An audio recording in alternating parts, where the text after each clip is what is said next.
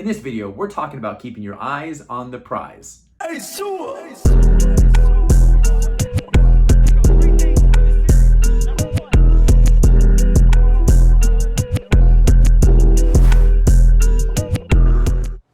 guys, welcome to this week's episode. Before we get going, please like and subscribe to this channel if you want to learn more ways on how to go to bed better than you woke up. It's easy to get overwhelmed these days. It's easy to focus so much on how we're doing that we lose track of what we are doing. Some of you are giving your absolute best, day in and day out, and seemingly with no end in sight.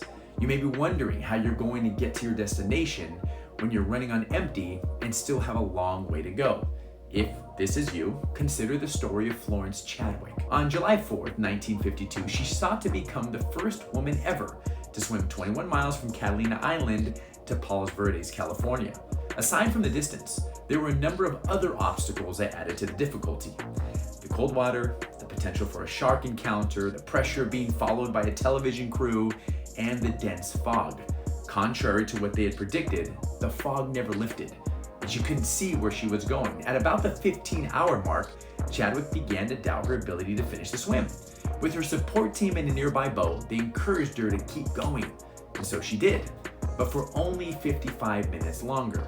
Then she quit. After being lifted into the support boat, she soon found out a terrible realization. She was less than a mile from the coast. She could have easily reached it if she had just stayed in the water a few minutes longer. Later, she ended up telling a reporter, quote, "Look, I'm not excusing myself, but if I could have seen the land, I know I could have made it," close quote. The fog had made her unable to see her goal, and to her, it felt like she was really getting nowhere.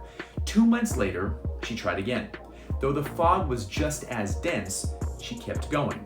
Her time was 13 hours and 47 minutes, breaking a 27-year-old record by more than 2 hours, becoming the first woman ever to complete this swim.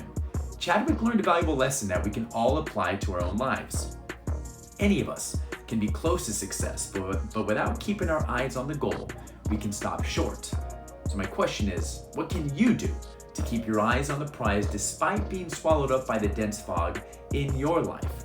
So many of us want to eliminate the fog altogether, but this is an uncontrollable factor we can't do anything about. So rather than hoping for circumstances to get better, shift your attention to finding ways of keeping your eyes on the prize despite not being able to see it clearly. Remember, where the mind goes, the body flows. And like Florence Chadwick, train yourself to hold your destination in your mind, even if it's hard to see it with your eyes. I'd love to hear your thoughts. What do you do to keep your eyes on the prize when the going gets tough?